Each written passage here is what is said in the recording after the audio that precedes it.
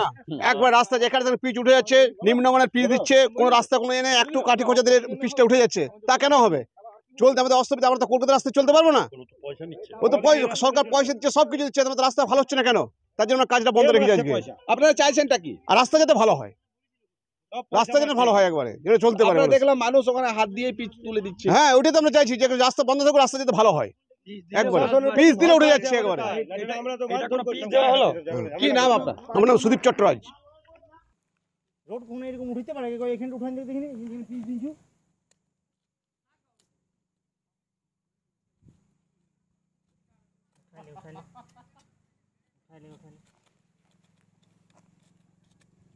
মাটি একটু কিছু নয়, মাটি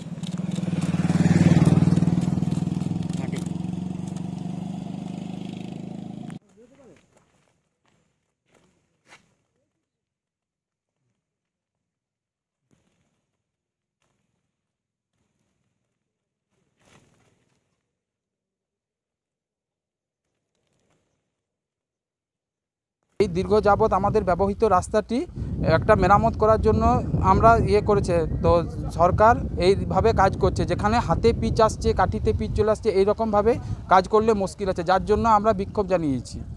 এইভাবে যদি কাজ চলে তাহলে আমাদের এইরকমভাবেই বিক্ষোভ চলবে। যেন সরকার পয়সা দিচ্ছে, সরকারের পয়সাতে আমরা এইরকম কাজ নেব কেন? গ্রামবাসীগণ এতে সবাই আপনার হয়ে আছে, ক্ষিপ্ত হয়ে আছে, যেন রাস্তার কাজ অন্তত ভালো হয়। রাস্তাটা কোথা থেকে কোথা? রাস্তাটা হচ্ছে আপনার বোলকুন্ডা গ্রাম থেকে মাথায় চোক পর্যন্ত। পাতাল কিলোমিটার? পাতাল। এই রাস্তাটা হচ্ছে 2.5 থেকে 3 কিলোমিটার।